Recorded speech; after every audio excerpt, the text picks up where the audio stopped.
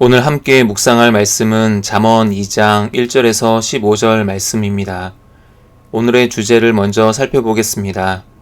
첫 번째, 지혜를 찾으려면 간절해야 합니다. 두 번째, 지혜를 찾으면 기쁨을 얻습니다.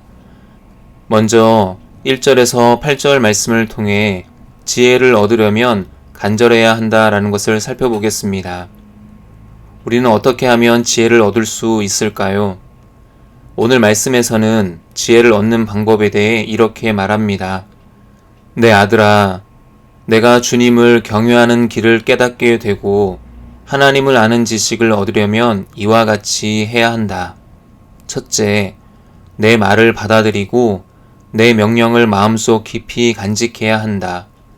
둘째, 지혜의 귀를 기울이고 지혜를 깨닫는 데 마음을 쏟아야 한다. 셋째, 지식을 찾아 부르고 깨달음을 얻으려고 목소리를 높여야 한다. 넷째, 은이나 숨은 보화를 찾듯 지혜를 찾아야 한다. 그러면 너는 주님을 경외하는 길을 깨닫게 되고 하나님을 아는 지식을 얻게 될 것이다. 왜냐하면 여호와께서는 지혜를 주시고 지식과 깨달음을 주시기 때문이다. 그분은 정직한 사람을 위해 지혜를 마련해 주시고 흠없이 행하는 사람에게는 방패가 되어 주시며 의로운 사람의 길을 보호하시고 주님께 충성하는 사람의 길을 지켜주신다. 이처럼 솔로몬은 지혜를 얻는 4가지 방법에 대해 이야기했는데 이 모든 것을 한마디로 종합하면 간절함입니다. 즉, 지혜는 쉽게 얻어지는 게 아니기 때문에 지혜를 얻고자 하는 사람의 마음에 간절함이 있어야 합니다. 4절에 보면 은을 구하는 것 같이 그것을 구하며 감추어진 보배를 찾는 것 같이 그것을 찾으면 이라고 기록되어 있습니다. 지혜를 얻고자 하는 사람은 금과 은을 캐고 싶어하는 광부들과 같이 간절히 원해야 합니다. 지난달 흑해 연안에 위치한 아파지아 자치공화국에서는 2022년 5월까지 가상화폐 채굴을 금지하는 법안을 통과시켰습니다. 그 이유는 비트코인을 채굴하려는 사람들이 늘어나면서 지난해 말부터 대규모 정전 사태가 반복되었기 때문입니다. 얼마나 많은 사람들이 비트코인을 채굴하고 싶었으면 도시가 정전이 될 때까지 채굴기를 돌렸을까요? 지혜를 얻는 것도 마찬가지입니다. 지혜를 얻기 위해 힘쓰지 않는 사람들은 지혜를 얻을 수 없습니다. 금광을 소유했다 하더라도 채굴하지 않으면 아무것도 얻을 수 없는 것처럼 내 손 안에 성서가 있다 할지라도 말씀을 읽고 묵상하지 않으면 지혜를 얻을 수 없습니다. 지혜는 말씀에 귀 기울이고 그 말씀을 마음에 간직하기 위해 열심을 내며 지혜를 얻기 위해 목소리를 높이는 사람들에게 허락됩니다. 묵상을 위한 질문을 드리겠습니다. 하나님의 말씀 안에 이 세상 어느 것과도 비교할 수 없는 보화가 감추어져 있음을 알고 있습니까? 나는 얼마나 간절한 마음으로 또한 절박한 심정으로 하나님의 말씀을 읽고 묵상합니까? 두 번째, 9절에서 15절 말씀을 통해 지혜를 찾으면 기쁨을 얻는다라는 것을 살펴보겠습니다. 그렇다면 지혜를 통해 얻는 유익은 무엇일까요? 솔로몬은 이것을 다음과 같이 말합니다. 지혜를 얻으면 너에게 이와 같은 유익이 있다. 첫째, 너는 무엇이 정의롭고 공평하며 정직한지 깨닫게 되고 모든 선한 길을 알게 될 것이다.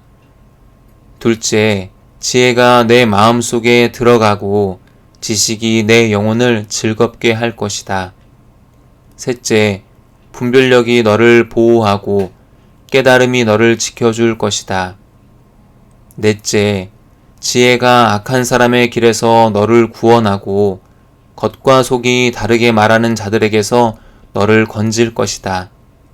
그들은 정직한 길을 떠나 어두운 길로 다니고 악을 행하기를 좋아하고 악한 사람의 못된 짓을 좋아한다. 그들의 길은 구불구불하며 그들의 행실은 삐뚤어져 있다. 오늘날도 많은 사람들이 영혼의 즐거움을 얻기 위해 이리저리 헤매며 많은 것들을 소유하기 위해 힘씁니다. 하지만 지혜를 얻지 못한 사람들의 마음은 블랙홀과 같아서 모든 것을 다 얻고도 만족과 즐거움이 없습니다. 왜냐하면 10절에 곧 지혜가 내 마음에 들어가며 지식이 내 영혼을 즐겁게 할 것이요 라고 기록된 것처럼 오직 지혜만이 우리의 텅 빈 마음을 채우고 영혼을 즐겁게 하기 때문입니다. 다시 강조해서 말씀드리지만 우리의 영혼을 즐겁게 하는 주체는 지혜입니다. 즉, 지혜가 우리의 영혼을 즐겁게 합니다. 그래서 지혜의 근원이신 하나님이 없는 마음에는 기쁨과 즐거움과 만족이 없습니다. 참된 기쁨을 얻으려면 하나님을 우리 마음에 모셔야 합니다.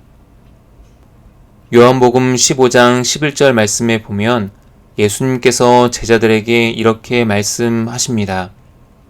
내가 이것을 너희에게 이름은 내 기쁨이 너희 안에 있어 너희 기쁨을 충만하게 하려 함이라.